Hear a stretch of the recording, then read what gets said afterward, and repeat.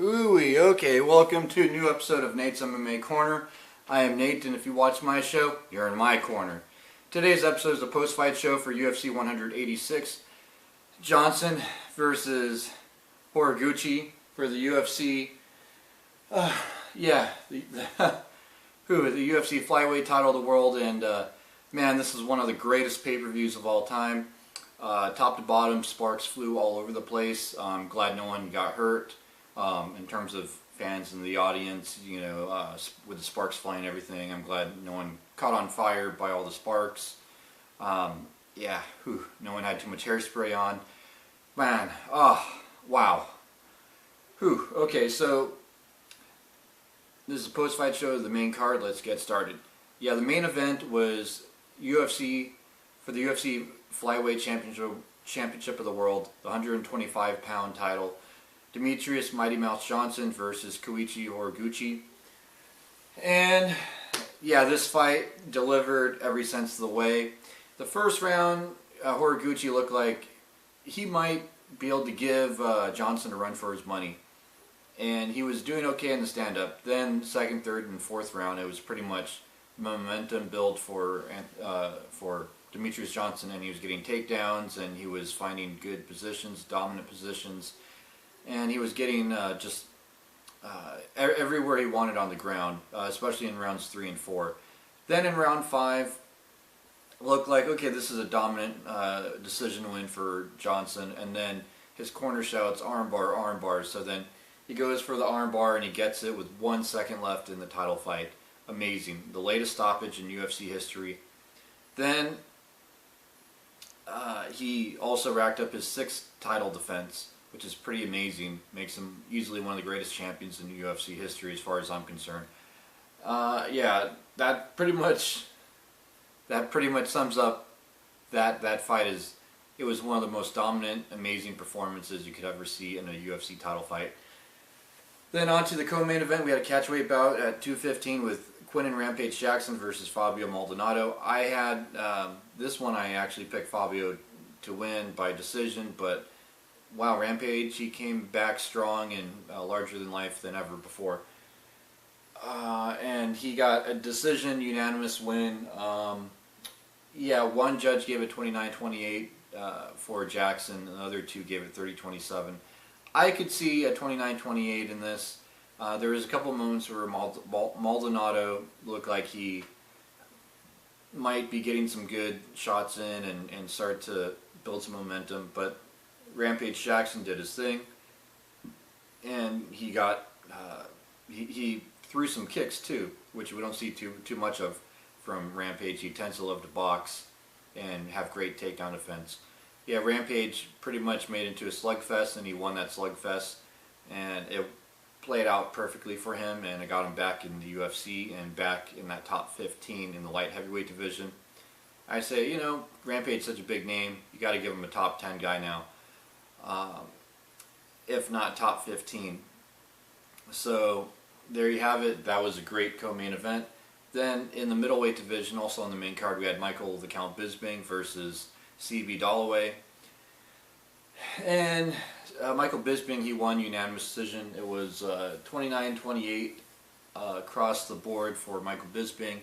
Michael Bisping is a veteran, and he has great takedown defense, and I knew it was going to hold up against CB Dollaway, and I knew he would land the cleaner shots than CB Dollaway. I thought he was going to get a knockout in the second or third round, as Dollaway tends to slow down as the fight goes on. But Michael Bisping did his thing. He used his great cardio and conditioning and great technical strikes that he's always known for. And he got a win that really solidified him as still a top 10 guy, despite his up and down streak as of lately. I think, Michael Bisping's thinking in the right frame of mind. He needs, at his age, he needs to look at belt or what gets him to the belt. So I think that's smart. Yeah, I know he's mentioned how he wants Jacare Souza as a possible next opponent. But, yeah, that's going to be tough. I mean, I want Bisping to win his next match, and I think Souza would be tough, but at the same time, he needs to be making those calls out to the top guys. I mean, he can't clown around and fight prelim guys. You know, he needs to fight top contenders at this point if he really wants to solidify his status top contender and get that title shot and possibly win it. He has the talent and tools to do it, but we'll see where he goes. I wish him the best of luck. Yeah, then also on the main card we have a catchweight bout with John McDessie versus Shane Campbell. This one was a clear win. I knew John McDessie was going to win. I was not expecting TKO punches victory for John McDessie in the first round. Yeah, that was pretty amazing. Only 7 seconds left in the first round. I thought John McDessie would just pick him apart round by round and win a unanimous decision win. John McDessie looked great. He's a veteran of the Octagon. I've seen a lot of his fights.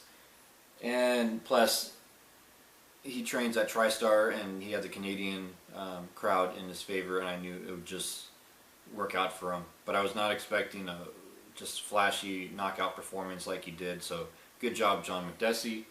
And, oh man, I can't wait to see who he fights next, because whoever he fights next, it will be an exciting fight. Yeah, then to kick off the main card, we had a bantamweight bout with Thomas Almeida and Yves Jaboin, yeah, this was TKO punches round 1. It was 4 minutes 18 seconds into it. Yeah, Thomas Almeida, I thought he was going to win by submission in the first or second round in this one. Maybe decision. I was not expecting him to win by TKO punches round 1, but he did his thing, and he's definitely a top prospect to look at in the 135-pound bantamweight division in the UFC. He is undefeated. He's just looking amazing right now. The sky's the limit for this guy. Yeah, so that wraps up the post-fight show for UFC 186, and stay tuned for my next episode, which will be about Miocic and Hunt, and yeah, that won't be for a while, so I'll try to throw out some more tidbits out there on YouTube to keep you guys invested in my show. And also, I'm going to post a link to Jessica I answered one of my questions on our fan Q&A, and I'll post a link on the bottom in the comments or the description section of this video, so you can click on that, and she mentions my name and answers my question about 1 minute and 40 or so seconds, 45, 50 seconds into the video, so check it out. It's a fun question and you'll enjoy it. Until then, see ya.